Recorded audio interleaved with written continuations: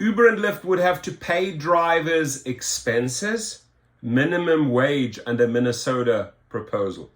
So the drivers here did not mess around in Minnesota. They went straight to the lawmakers. They put the pressure on them and said, listen, we can't survive with pennies, right? And we sort of have to adopt the same attitude in the United States worldwide, right? You gotta complain to the lawmakers and say, listen, I can't make a decent living with the current conditions, right? And they're not keeping me safe.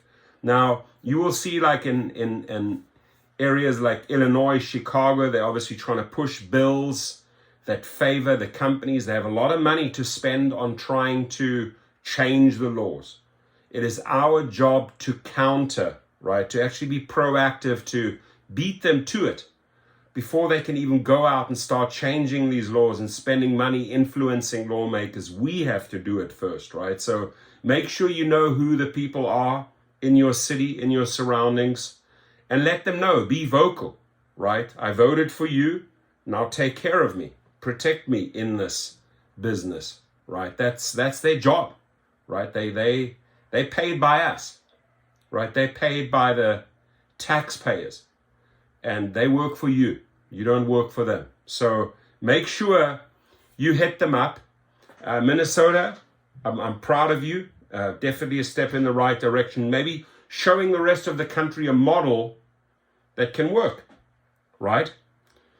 California drivers got steamrolled because they just accepted, they did not put up a fight in California to try and beat them in California. And at least if we had a victory, we would have come from a position of power. You always want to come from a position of power. You always want to be able to negotiate, right? But if you relinquish that power, they will steamroll you. In California, drivers, you're in for a surprise, right?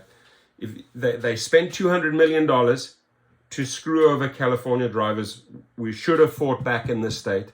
We should have taken control. We should have been at the negotiations, but we gave up far too quick, right? And if you do not rise up and stand up, like for example, like Minnesota drivers are doing, they will do what they want, right? They will steamroll those laws and basically dictate the pace. We have to dictate the pace.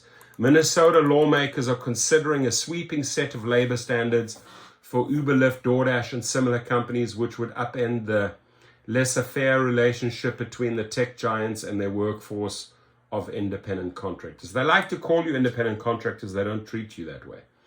Under Bill SF 2319, and there's many new bills coming in, right, all across the United States.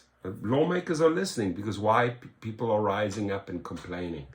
Proposed by state Democrats, Uber and Lyft would have to pay drivers for fuel and car maintenance, as well as insurance for drivers' injuries comparable to workers' compensation. The companies would have to pay drivers a minimum rate for each fare or cancellation, which is expected to lead to higher prices for consumers. The bill would also bar Uber, Lyft, and similar firms referred to in legislation as transportation network companies from dropping workers from their apps without reason and without an opportunity for appeal, right? That's what we do at Gig Rocket, right? They deactivate you. You really don't know how to appeal this, how to approach their legal departments. We do that at Gig Rocket for you. But what they're saying here is that, you know, they want to bring in legislation that protects drivers so that these companies can't just drop them, you know, from the apps without any reasons.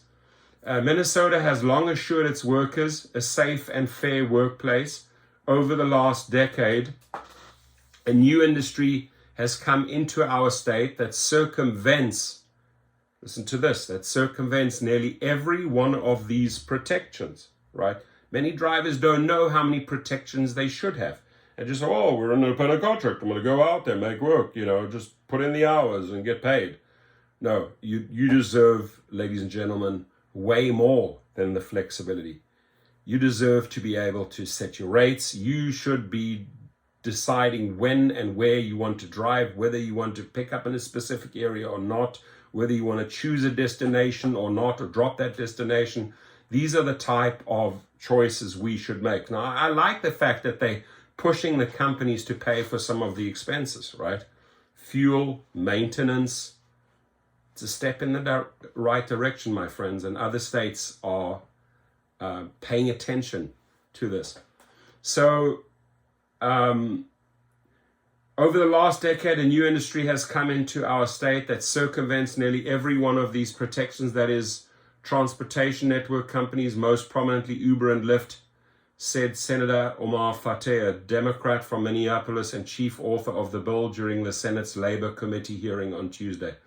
Uber, Lyft, and other popular apps like DoorDash classify their workers as independent contractors rather than employees, which exempts the companies from having to pay a minimum wage, overtime, social security, unemployment insurance, and workers' compensation. By classifying drivers as independent contractors, Uber and Lyft also shift the cost of purchasing and maintaining a vehicle, gas, and insurance onto drivers. Now, I do not have a problem at all that we are classified as independent contractors, right? What people are misunderstanding, they think, oh, I'm trying to fight for employee status. Absolutely not. I want proper, let me repeat that, proper treatment of what an independent contractor should do or should be able to do. Now, if you are able to set your rates, we had that 1 year in California, it worked, the multiplier, right?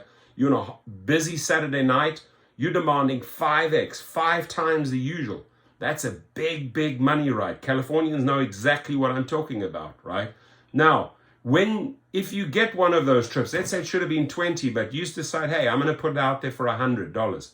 It's a busy night, take it or leave it. And they take it and you make $100, right?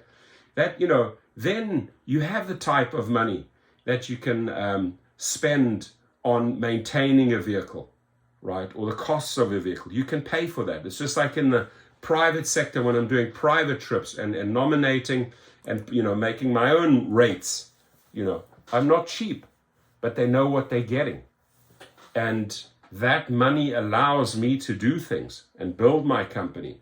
I shouldn't just be scraping by, my friends, right? So by classifying drivers as independent contractors, Uber and Lyft also shift the cost of purchasing and maintaining a vehicle, gas, and insurance onto drivers. The companies say the model allows drivers to have freedom and flexibility in their work that they wouldn't be afforded as employees. And they think that, okay, because they're giving you the freedom and the flexibility, you need to take care of everything else.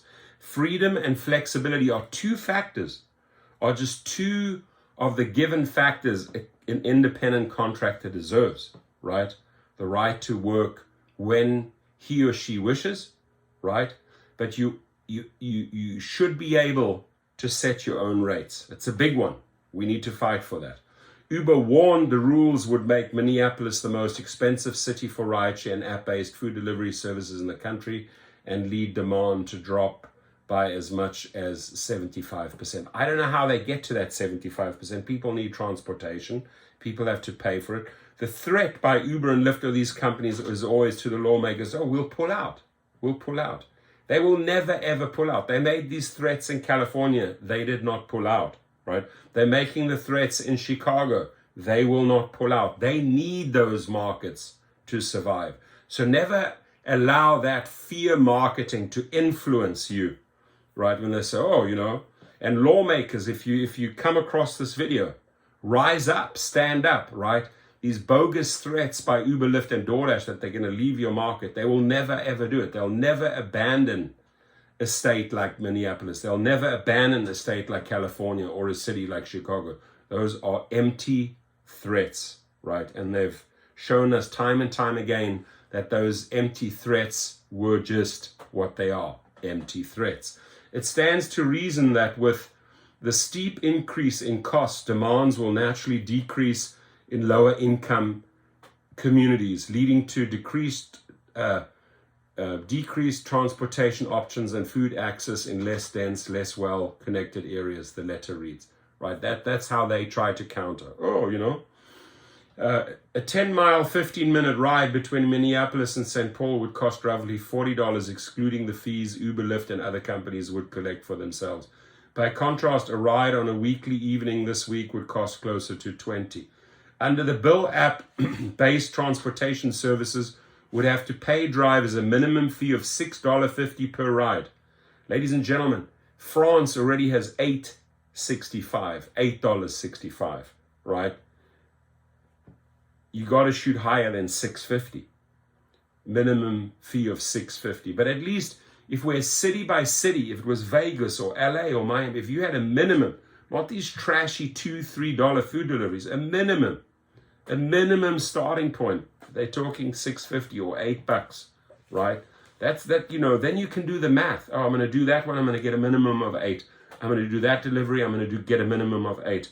But these onesies and twosies, they don't add up, my friends. You shouldn't be working for them. Should be declining. Plus $2.55 per mile. $2.55 per mile, right? That was once upon a time, 8, 9, 10 years ago. And 65 cents per minute. Drivers would be entitled to 85% of the revenue generated from surge pricing. Drivers would also be entitled to 85% of the revenue generated.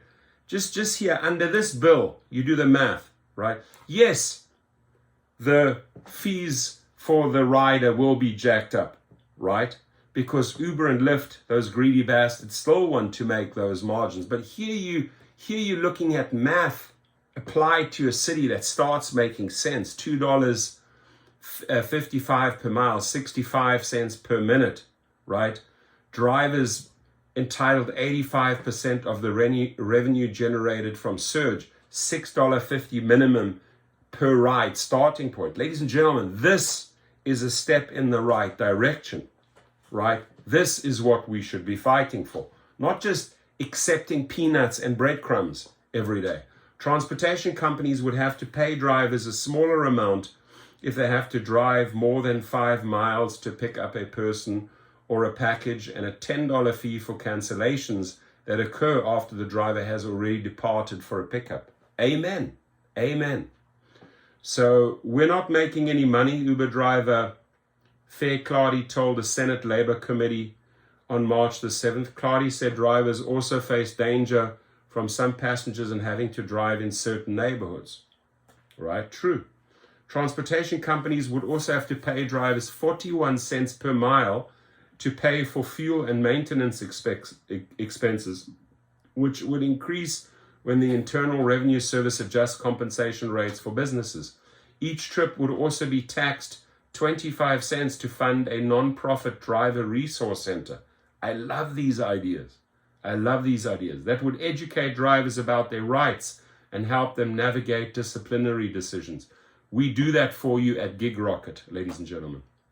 Fateh told the committee the minimum compensation per mile is less than Minneapolis requires cab drivers to receive, you see.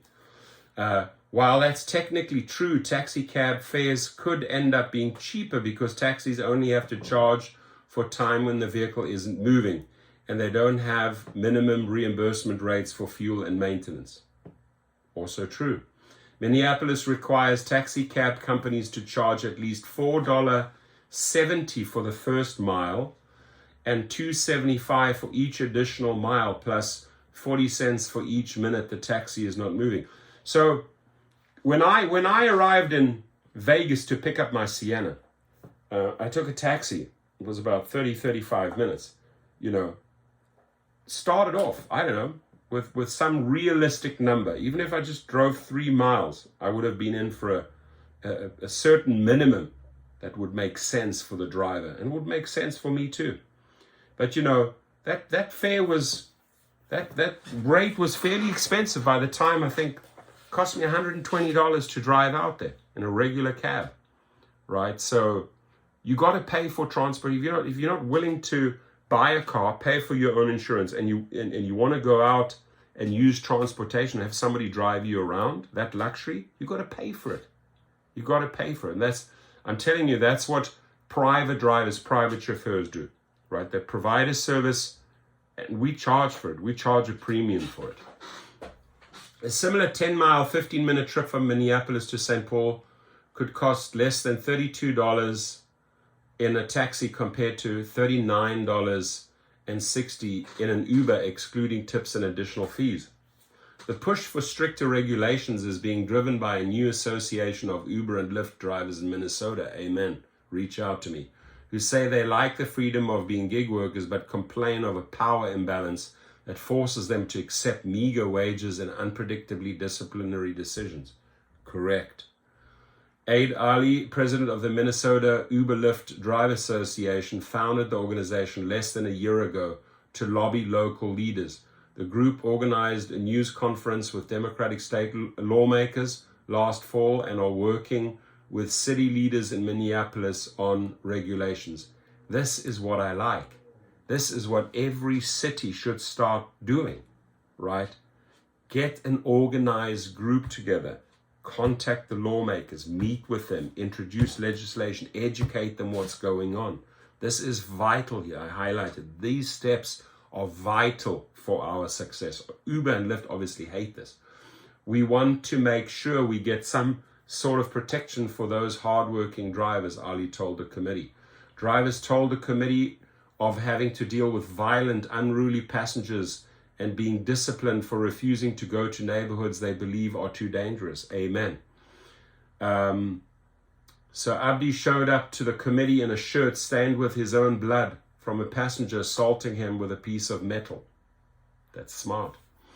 Abdi said the man also destroyed his phone. He said Uber did not provide him with any financial assistance. He shows up there with his bloody shirt. Smart.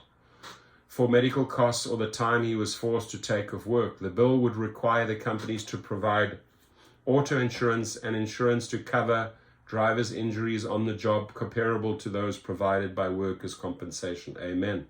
Joel Carson, a lobbyist for Uber. Joel Carson, listen, we'll slap you down, boy. We'll slap you down because you don't understand what millions of drivers are going through, right? You're just taking care of your own greedy ass. Joel Carson is the type of guy I want to give a nice flatty on the ear here. Told the committee the additional insurance requirements could lead to drivers getting inferior benefits and noted the state already requires drivers for companies like Uber and Lyft to have insurance, right? Fear marketing, right? Fear, putting the fear into the state. He also said the reimbursement requirement for fuel and gas is incompatible with the state's current definition of independent contractors. Now, I have news for you, Joel Carson. You like to throw that word independent contractors around. Then treat them like independent contractors, Joel Carson. Don't use that name, in these meetings. Oh, that's not what independent You need to start treating these, if you want to brand them independent contractor, give them the right to set their rates, right?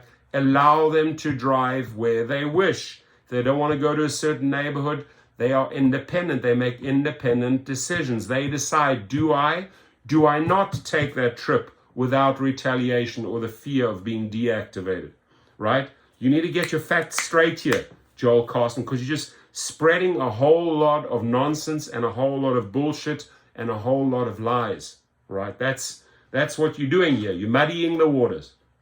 He also said the reimbursement requirement for fuel and gas is incompatible with the state current definition of independent contractors, which says they are responsible for all their work-related costs.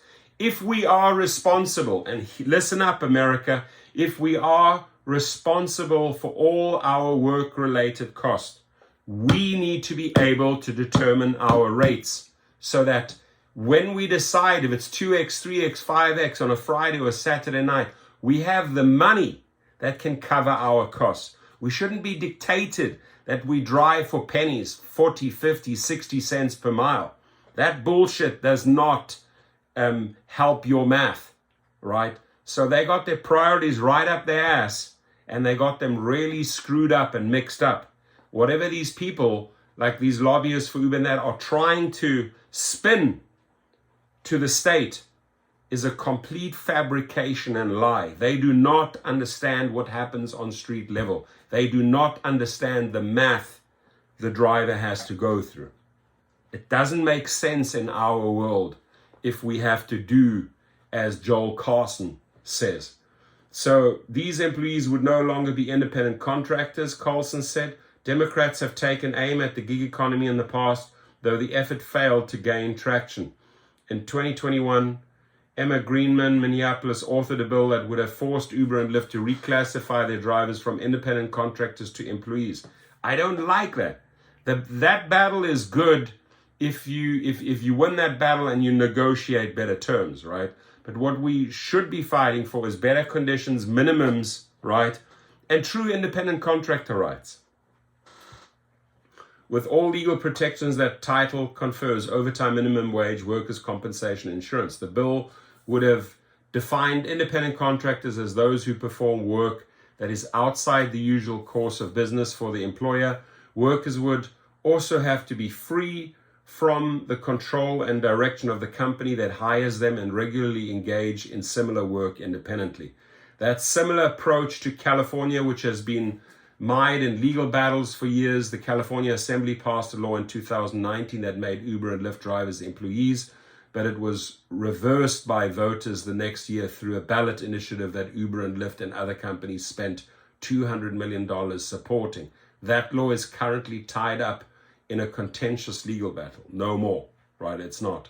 They won on appeal. My guess is it's going to go to the Supreme Court, right? Fateh's bill mirrors a middle ground approach pursued by Washington State, right? They've also showed us how this can be done, which grants drivers for transportation networks certain protections like minimum wages and sick leave, but leaves them classified as independent contractors. Amen. A step in the right direction. Thank you, Washington. The bill passed out of the Labor Committee on Tuesday over Republican objections and was sent to the Commerce Committee.